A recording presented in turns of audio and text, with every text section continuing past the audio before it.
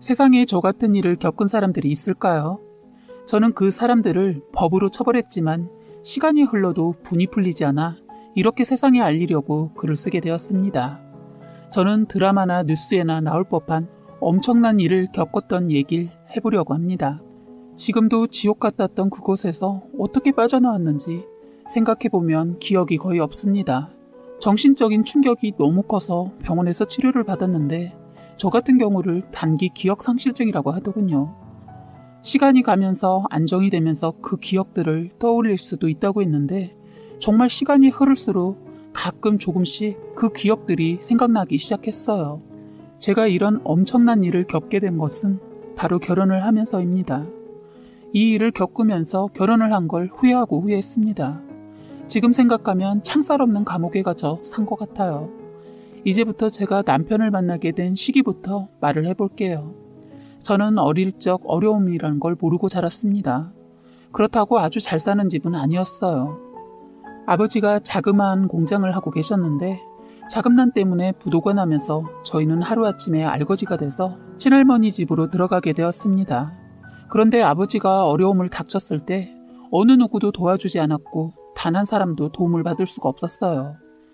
친척들도 저희가 잘 살 때는 집에 문턱이 닳도록 들락거리더니 아버지의 사업이 기울어지면서 망하자 연락을 뚝 끊어버리더군요. 참 사람들이 그렇더라고요. 아버지가 워낙 퍼주는 분이라 주변에 사람들이 많았는데 막상 어려움에 처해 있을 때는 아버지 주변에 정말 아무도 없었어요.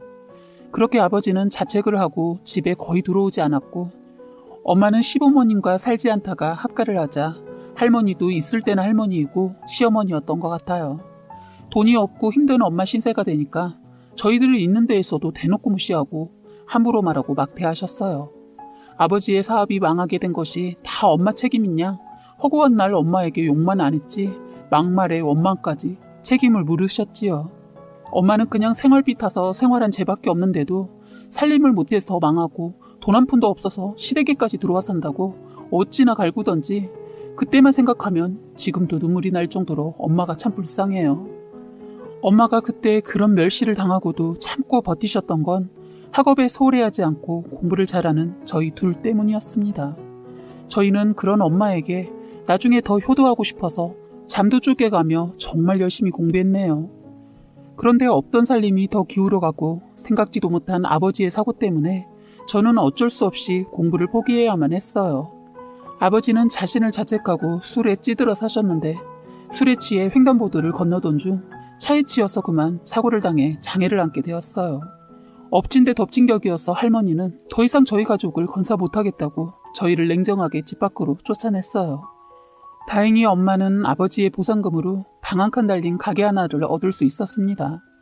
저희는 그렇게 자그마한 방 하나 있는 가게에서 넷이서 생활을 했어요. 아버지는 다리에 장애를 얻어서 일을 할 수 없어서 엄마와 제가 일을 해야만 했습니다. 엄마는 이 집안을 일으켜 세울 사람은 장남인 오빠라고 하면서 저에게 학업을 포기할 것을 권하셨어요. 그래서 저는 고등학교만 졸업을 하고 대학교를 포기해야 했습니다. 법대를 가겠다는 오빠를 위해 저와 엄마는 열심히 일을 해서 뒷바라지를 했습니다. 엄마가 장사가 처음이다 보니 장사하는 것마다 잘 풀리지 않았어요. 이것저것 해보다 그러면서 빚도 더 늘어나게 되었어요. 엄마나 아버지나 비빌 언덕이 없었습니다. 외가 쪽에는 다들 잘 살고 있는데 도움을 전혀 받을 수가 없었어요. 혹시라도 돈 꿔달라고 할까봐 다들 연락하면 전화를 받지 않고 찾아가면 없다고 했다고 했다네요. 그래서 외가 쪽으로도 돈을 융통할 수 없었는데 다행히 엄마와 정말 친한 친구가 엄마를 지켜보다 친구가 나서서 여기저기 융통해준 돈으로 다시 가게를 하게 되었어요. 엄마는 마지막이다 생각하고 자신이 제일 자신 있고 잘하는 반찬 만들어서 파는 반찬 가게를 다시 하게 되었습니다. 정말 사람이 죽으라는 법은 없는가 봐요. 엄마의 손맛이 소문이 나고 동네 사람마다 가게에 와서 반찬을 사가면서 꼭 맛있다, 꼭 엄마가 해주는 반찬을 먹는 것 같다면서 칭찬 한마디씩 할 정도였네요.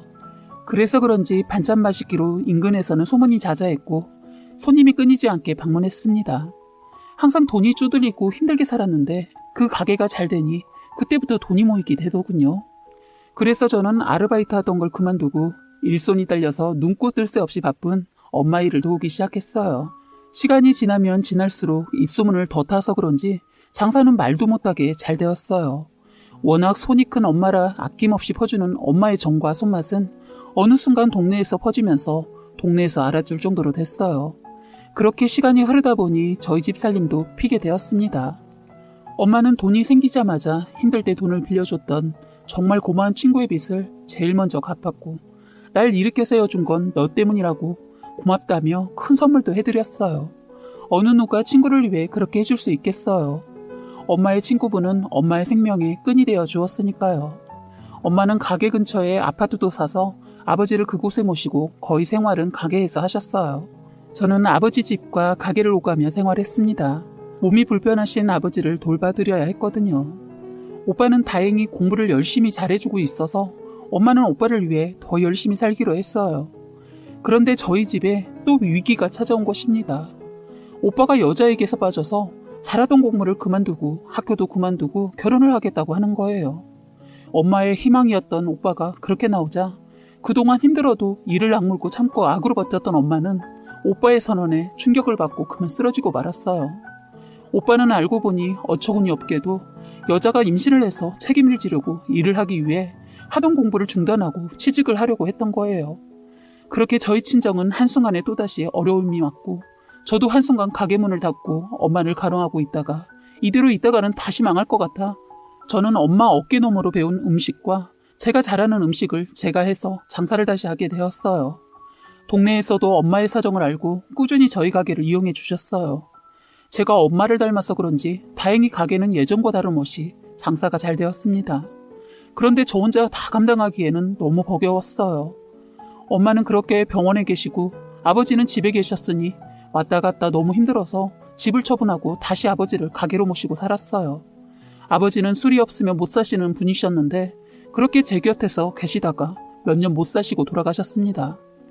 오빠라는 인간은 그 여자한테 빠져 집을 나가더니 연락 두절까지 되어서 아버지가 돌아가셨을 때 상도 저 혼자 치르게 되었습니다.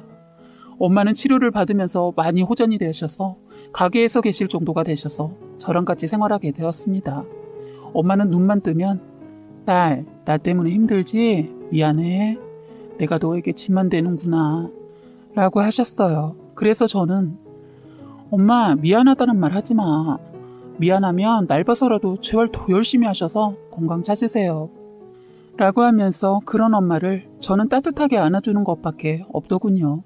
세월이 흘러 제가 30이 될 때 자꾸 주변에서 중매를 해주겠다고 했어요. 그런데 아픈 엄마를 두고 결혼을 한다는 것은 감히 상상도 안 가더라고요. 그래서 저는 결혼이라는 것을 접고 살았습니다. 그렇게 30 중반이 되었을 때 한 아주머니를 알게 되었어요. 저에게 자꾸 관심을 보이고 가끔 자기 딸하고 와서도 저에게 이래저래 질문을 하면서 관심을 보이더군요. 그런데 어느 날은 저희 동네 반대쪽에 살다가 저희 가게 근처로 이사하면서 저를 보게 되었고 자기 며느리 하고 싶어서 눈여겨봤는데 아들 한번 만나볼 생각 없냐고 하는 거예요. 결혼 관심 없다고 자꾸 말해도 하루도 빠짐없이 오더군요. 그러더니 자기 아들을 데리고 왔어요. 첫 느낌은 인물도 좋았고 인상도 좋아서 그런지 나쁘지 않았습니다. 40 초반이지만 총각이라고 하더군요. 그 아주머니는 자기 아들이 결혼을 접고 혼자 산다고 해서 속이 터졌는데 마침 시장에 왔다가 우연히 제가 결혼도 하지 않고 엄마를 돌보면서 살고 있다고 효녀상이라도 줘야 하는 거 아니냐며 말하는 상인들의 말을 우연히 들으면서 욕심이 나서 남자 엄마가 나서서 이렇게 중매를 서게 되었다고 하는 겁니다. 저희는 그렇게 인연이 되어서 석 달을 고민하다 사귀기로 하고 지냈어요. 혼자 살고 있다는 곳에 챙겨주려고 왔다 갔다 하다 보니 정도 들고 그러면서 결혼까지 하게 되었습니다. 그런데 지금 생각하면 남편의 행동이 참 이상했던 것은 결혼하기 전부터 자꾸 혼인신고를 하자고 했어요. 저는 끝까지 버티고 있다 결혼을 하고 나서 혼인신고를 했습니다. 그리고 결혼 전 저는 몸이 불편하신 엄마를 두고 결혼할 수 없다고 하니 남편은 흔쾌히 저희 엄마를 모시고 살자고 했어요. 저는 처음으로 저만을 바라봐주는 남편이 생겨 이런 게 행복이구나 하며 느꼈고 너무 행복했습니다. 그런데 그 행복도 잠깐이었네요. 남편은 저에게 모든 걸 속이고 결혼한 것이었고 저를 죽이려고 했습니다. 돈을 바라고 사기 결혼을 감행한 것입니다. 시어머니도 시누이도 결혼을 하고 얼마 지나자 본색이 드러났어요. 모든 것이 이 셋이서 짜고 시작한 결혼이었던 겁니다. 남편은 뜬금없이 저보고 취미가 뭐냐고 묻더군요. 사실 먹고 살기 바빠서 취미생활이란 걸 결혼 전에는 한 번도 해본 적이 없습니다. 그래서 없다고 하니까 등산을 권하는 거예요. 다리 아프고 높은 거 오르는 거 싫다고 하니까 자기는 등산 좋아하는데 같이 다닐 사람이 없어서 그동안 못 다녔다고 하면서 요즘에는 젊은 여자들도 등산 많이 하던데 건강도 건강이지만 산 한 번 올라갔다가 오면 자연에 동화돼서 마음도 힐링되거든. 나랑 이제부터 같이 다니자. 라고 있는 말 없는 말 하면서 저를 끝까지 설득하길래 어쩔 수 없이 남편 뜻을 따라주기로 하고 등산을 시작하게 되었어요. 그런데 시누이가 보험 설계사 일을 시작했다면서 보험 몇 개를 들어주길 바라더군요. 그중에는 제 생명보험도 있고 해서 다른 건 모르겠지만 이건 안 하고 싶다고 하자 자기도 동생도 엄마도 다 드러났다면서 뭘 고민하면서 깊게 생각하냐며 자꾸 부추기더군요. 저희는 각자 돈을 관리하기 때문에 남편이 보험 어떤 걸 들어놓았는지 확인해보지 않았어요. 그래서 제가 망설이자 피보험자를 친정엄마로 해놓으면 되지 않냐고 하는 겁니다. 저는 그 말을 믿고 바보같이 들었네요.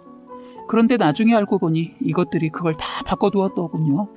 제가 바쁜 시간대에 와서 사인하라고 해서 급하게 사인만 하고 시누이를 믿는 것도 있었고 보험증권이란 거 깜빡했는데 그게 문제였던 것 같아요. 제가 제대로 확인하지 못한 게 너무나도 제 자신한테 화가 납니다. 어쨌든 보험을 들고 난 후부터 남편이 자꾸 등산을 가자고 권했고 사고가 난 날 남편이란 놈이 이른 새벽에 산을 가자고 했는데 가게 손님들에게 주문받은 게 있어서 그걸 다 처리하고 좀 점심때쯤 출발을 해서 산을 갔어요. 올라갔다가 내려오면 어두울 것 같아 나중에 가자고 해도 막무가내로 왔으니까 올라가자고 고집을 부려서 중간만 가다가 다시 내려오자고 약속하고 올라갔는데 그 길이 저의 저승길이 될 뻔한 길이었는지 몰랐네요. 남편이란 나쁜 새끼가 저에게 나쁜 짓을 한 겁니다. 뻔한 등산 코스가 있는데도 그 코스로 안 가고 자기가 더 좋은 길을 안다고 다른 길로 가는 거예요. 저는 그곳이 초행길이라 그냥 남편만 따라갔고 많이 가파른 언덕 쪽을 가는데 제가 혼자 올라가기 힘들어하니 제 손을 잡아주면서 그 손을 다시 힘껏 밀어버리는 거예요. 저는 그 짧은 순간 많은 생각들이 스쳐 지나가더라고요. 혼자 계실 엄마 생각과 저런 버러지만도 못한 인간 때문에 내가 생을 마감하는구나 라고 그렇게 저는 가파른 낭떠러지에 굴러떨어지고 그렇게 피를 흘리고 기절을 했고 산속에 버려지고 말았습니다. 이걸 천운이라고 해야 하는지 모르겠지만요. 제 목숨줄이 질긴 것인지 다행히 정신을 차렸지만 다친 부위 때문에 통증이 매우 컸습니다. 그리고 다리는 부러져 있었고 몸은 낭떠러져 있어 얼마나 굴렀는지 모르겠지만 거의 만신창이었습니다. 눈을 뜨자마자 제 머릿속에 스치는 것은 저희 엄마 혼자 계실 텐데 어떡하나였어요. 혼자 계실 엄마를 위해서 저는 어떻게 해서든 살아남아야 했습니다. 그래서 가지고 있던 핸드폰으로 119에 신고를 하려고 했지만 핸드폰을 찾으려고 했는데 낭떠러지에 떨어질 때 호주머니에서 빠진 것 같았고 폰은 저한테 없었습니다. 한쪽 다리는 정강이 쪽이 골절이 되어서 걸을 수 없었고 저는 혼자서 그곳을 벗어나기 위해서 온갖 힘을 다해서 박박 끼어서 나오려고 노력했어요. 그리고 만신창이가 된 몸이라 그런지 소리를 지르려고 해도 말도 잘 안 나왔지만 젖먹던 힘까지 내서 여기 사람 있어요. 제발 살려주세요. 라고 울먹이면서 소리를 질렀는데 정말 다행인 건 그곳을 등반을 하는 등산객이 있었는데 야야야 들어봐. 무슨 소리가 나는 것 같은데? 이건 분명 사람 목소리야. 하면서 주위를 돌아보는 중 그분들이 제 목소리를 들어서 구출이 되었어요. 구출 받으면서도 제 몸 상태가 말이 아니라서 거의 정신을 못 차리고 있었고 아까 그렇게 찾아도 없던 핸드폰이 구급대원들이 저를 들고 갈 때 밑에 반짝이는 걸 보고 제 핸드폰을 찾을 수 있었습니다. 구급대원분들께 제 핸드폰을 달라고 했고 다친 와중에도 엄마 걱정이 너무 돼서 엄마한테 전화를 했는데 저는 눈물이 하염없이 났지만 다쳐서 지금 이 상황 이야기는 하지 않았습니다. 그리고 엄마는 저희가 등산을 가면서 친구분 집에 모셔다 드렸는데 다행히 아직 그곳에 계신 것 같았어요. 저는 목소리가 잘 나오지 않았지만 나 오늘따라 엄마가 왜 이렇게 보고 싶지?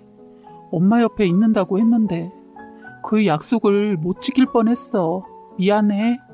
내가 갈 때까지 그곳에 계셔. 했습니다. 딸, 갑자기 왜 그래? 목소리가 안 좋은데 무슨 일 있는 거 아니지? 그래, 엄마도 우리 딸 마음 다 알아. 내 딸 엄마가 사랑하는 거 알지? 항상 고맙고 힘내 라면서 전화를 했었습니다. 그리고는 112에 내가 지금까지 겪었고 남편이 나를 죽이려고 했던 모든 내용들을 신고를 했고 그 다음에는 긴장이 풀렸는지 저는 정신을 잃고 기절을 했었습니다. 중상을 입고 큰 병원으로 옮겨진 저는 이곳저곳 다친 곳을 치료를 받았고 남편은 여러 가지 사건에 대해서 조사를 받았습니다. 그리고 저는 저를 죽이려고 했던 남편에게 복수를 하려고 한국에서 유명한 로펌의 변호사까지 썼고 경찰 조사 결과 남편의 사악하고 추악한 범죄 사실이 완전히 드러나게 되었어요. 남편과 시누이 그리고 시어머니의 문자 내용 중 범죄 정황들이 모두 나타나게 된 것이지요. 저를 죽여서 보험금을 타먹으려고 했던 악마 같은 시누이는 보험 사기로 감옥에 가게 되었고 시어머니도 공범에 처벌받고 그 버러지만도 못한 쓰레기 같은 놈도 살인 미수로 감옥에 쳐넣었어요. 저는 결혼할 때에는 남편이 범죄자였다는 사실을 전혀 모르고 있었지만 남편은 특수폭행, 사기 등의 전과가 여러 가지 건이 있었습니다. 제가 의뢰했던 변호사에게 듣기로는 재질이 상당히 안 좋아서 징역 30년을 선고하고 40년간 전자발찌 부착을 명령했기 때문에 몇십 년간은 밖에 못 나올 거고 한동안 감방에서 콩밥 많이 먹을 거라고 하더라고요. 저는 이렇게 해서 그들에게서 벗어날 수 있었습니다. 지금도 그때를 생각하면 치가 떨리고 무서워요. 지금은 그때 다쳤던 상처들과 제 마음도 어느 정도 안정도 되고 가게도 한동안 쉬다가 다시 일을 하고 있어요.